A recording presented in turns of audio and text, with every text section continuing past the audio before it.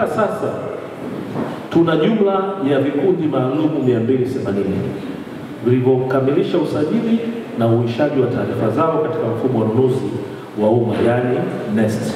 Kwa sababu haya yote, ndugu washiriki, mtapata elimu kwa wawezeshaji kwamba yanafanyika kupitia mfumo maalum wa ununuzi wa umma kidijitali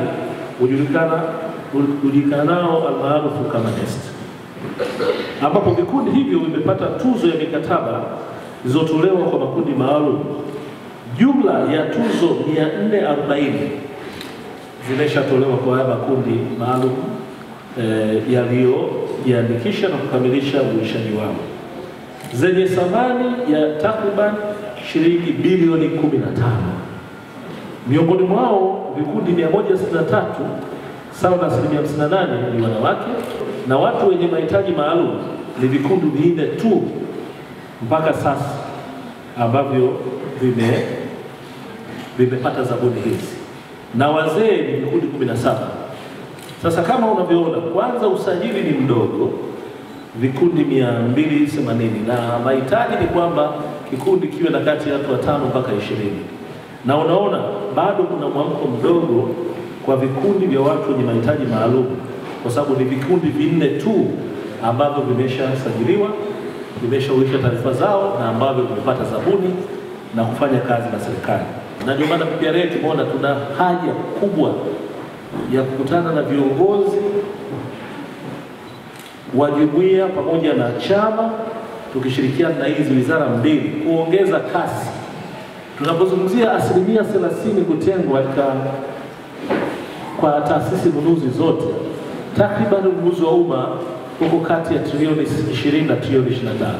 Kwa tunaweza tukawa tunazungumzia kati ya trilioni 3 mpaka trilioni 4 mpaka 5.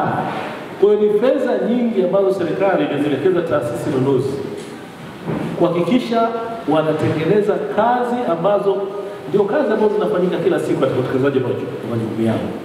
Niwapongeze sana PPRA, lakini pia niwaombe, huu sasa ni mzizi ambao mmeusimika.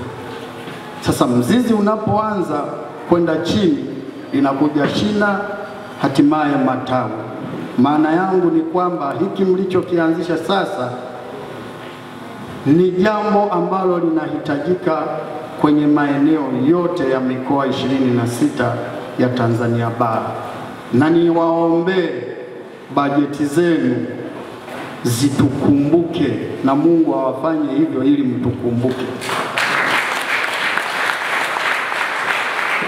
Lakini pia mkurugenzi, watu wa serikalini na wanasiasa wamna msemo mmoja, nyinyi ni walemavu watarajiwa.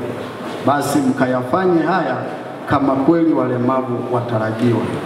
Maana yake unapoandaa mazingira ya elimu ya ununuzi na ugavi kwa umma kwa wasioona wa leo, basi na maana unatengeneza barabara na wewe, hata kama sio wewe, lakini kwa kizazi kijacho, pengine na ndugu yako na ndugu yako na shangazi yako na mjomba wako. Mheshimiwa Rais wa Jamhuri ya Muungano wa Tanzania, mama yetu Daktari Samia Suluhu Hassan, aliwaagiza nyinyi wasaidizi wake mkae na kuwasikiliza watu wenye ulemavu. Leo tunaona matunda ya kauli na maagizo ya Mheshimiwa Rais. Mama Samia oye! Mama Samia oye!